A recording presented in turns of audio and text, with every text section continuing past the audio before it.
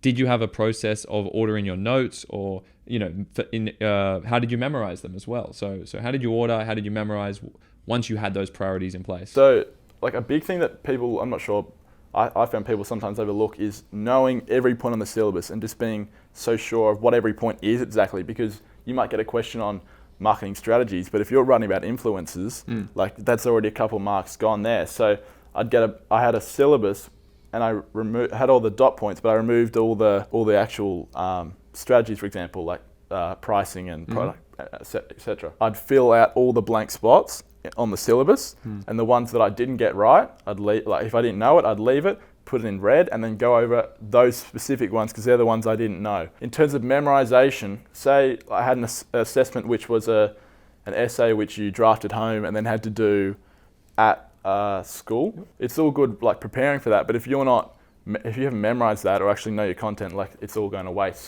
So you would always memorize all your essays for English as well? You memorized everything? So for English, I memorized my entire exam bar short answers. Business, I didn't, because it's quite, it's a little different in terms of you're responding to like a case study or something.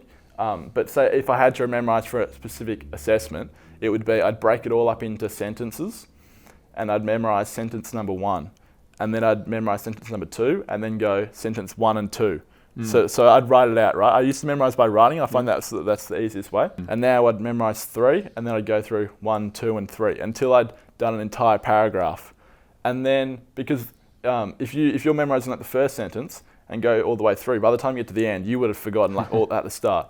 Yeah, that's awesome. And let's talk about the English you said there. So you memorized the whole thing, craft of writing included, reflection, and let's be real about it. How much of it was tweaked as a percentage? A lot. So what I memorized essentially was, so for an intro, so I'd say I have a 5-sentence intro where it's like 1 and 2 is related to the question, 3 and 4 sentences are related to like my text and the themes. So I'd remember those ones, and then I'd implement. I used to leave gaps in my thing, like insert on the day here. Same with my paragraphs. Like I'd remember the body of the paragraph and all my quotes and the analysis and everything like that. But the actual relating it back to the question or the statement, I'd do that on the day. Same with the craft of writing, dependent on, like I had almost the nucleus of my story memorized. Same with my reflection throughout and at the top and bottom. It's put it throughout as well.